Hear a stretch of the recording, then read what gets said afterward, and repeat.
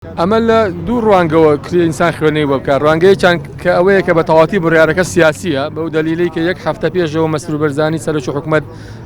حکومەکەی ئیعلان کرد کە بە چه جۆری حکومە درێن، و دلیلی دووەمیش ئەوەیە کە لە ڕاستیە مەحاکم و دادگاکان بە تەواوەتی لە ژێر هەژمونی چەند بنەماڵە و خێزانێکی سیاسیایە، و ئەو دیعانەشی کە ئەکرێت لەسەر هەرێمی کوردستان لەلایەن دەسەڵاتدارانەوە دیعای کە گوایە دیموکراسی و ئازادی هەڵسوڕانی کاری سیاسی و میدیایی هەیە، هەمووی باتڵە، هەمووی پوچە. لێرە لە هەرێمی کوردستانە لە هەندێک ناوچەی هەرێمی کوردستانە پەراوێزێکی زۆر کەم لە ئازادی هەیە، و ئەوەش وردەوردە لە پاشەکشایە. ئەبینی ساڵانی پێشتر کۆمەڵی میدیا هەبوو، میدیای ئەهلی بوون، میدیا بوون لەسەر قاچی خۆیان وەسابوون. بەشی هەر زۆری میدیاکانی هەرێمی کوردستان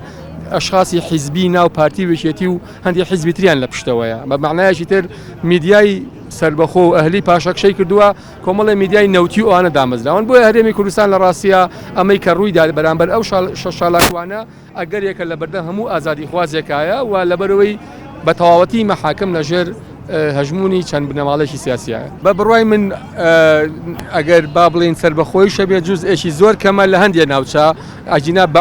بەعموم لە هەرێمی کوردستانە هەموو سێکتەرەکانی هەرێمی کوردستان بە دامەزراوە فەرمیەکانی شەوە ئەتوانم بڵێم لەژێر هەژمونی بڕیاری چەند عایلەیەکانەوەی کە لە حکمی لە عیلمی سیاسەتا پێوتێت دەوڵەتی قوڵ، یعنی بارەگا حیزبیەکان و بارەگای بەرزانی و تاڵەبانی و فڵان و فیسار، ئەمانە هەژمونێکی تەواویان هەیە بەسەر مؤسساتەوە لە هەرێمی کوردستانە بە دەرگاکانی شەوە. بەڵێ دیارە لە پرۆسەیەکی نادیموکراسی و ناقانونیدا لە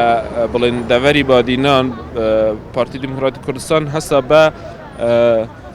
گرتن و ڕفاندن و زیندانیکردنی چەندین چاڵاکوان و ڕۆژنامەنووسان و خەڵکی ناڕازی و ڕێکخەرانی خۆپیشاندان کە ژماران زۆر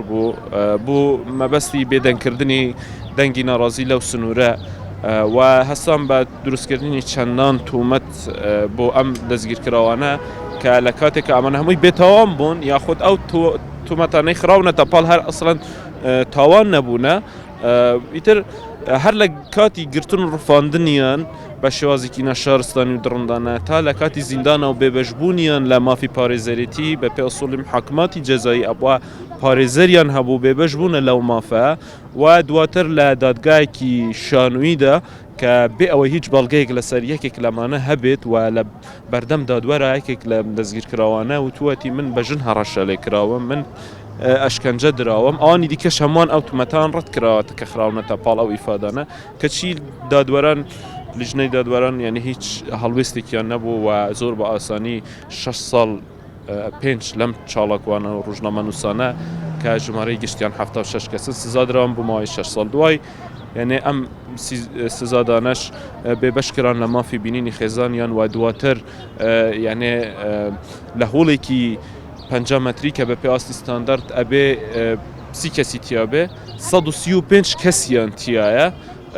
کە ئەمە خۆی پێشێلکاریە بەرامبەر مافیان و تووشی نەخۆشی پێز بوونە، باقی دۆخی تەندروستیان باش نییە، ئەنێ هینیان پێ نادرێت، دەرمانی پێویستیان پێ نادرێت، کە ئەمە ئەو قسانن کە لیژنەی مافی مرۆڤی پەرلەمانی کوردستان سەردانیان کردبوو، و ئێستاش یعنی دووسێکە زۆر تەخیر کرا کە تا گەیشتە دەستی دادگای تەمیز. ئەوەی کە کرا پێشتر هەمووی ناقانونی و ناسایی بوو و بەڵگە لەسەر بێتوانیان. ئێمە لێرە لە بەردەم دادگای تەمیزن کەیسەکە لای ئەوانە، یعنی ئەوانەوێ دیراسە بکەن. ئێمە هیوی خوازین و ئێمە داواکاریشین. دادگای تەمیز یعنی سمعی دادگا، سمعی قانون و سەروەری یاسا و قانون و دادگا بپارێزێ و بە چاوی یاسا سەیری ئەم سزادراوانە بکە کە بێتاوانن و چارەی بڕیاری لێخۆش چۆن بڵێ هەڵوەشاندنەوەی ئەم بڕیارە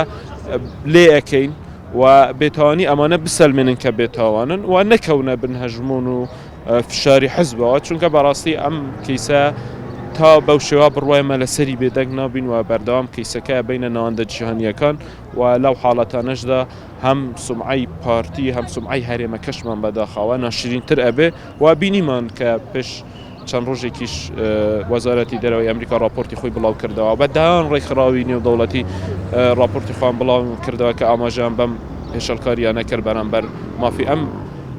زیندانیانە و ئەمە چارەسەر نییە و ناشرینکردنی خۆیان و هەرێمە کەشمانە بووە تاکە چارەسەر و بڵێن تووکاری هین بێدەنگ بوونمان ئەوەیە کە ئەم سزادراوانە گشتیان ئازاد بن لەبەر ئەوەی بێتوانن لە حاڵەتی سزادانیان حکومەکەشیان کەم بکرێ خۆت یعنی بە هەمان شێوە مەمەڵان لەگەڵ بکرێ ئێمە لە پرۆسەیەکی زۆر بەرفراواندا یعنی کەیسەکە ئەبینە پێش و زیاتر بە نێودەوڵەتیەکەین و لەسەری بێدەنگ نابن.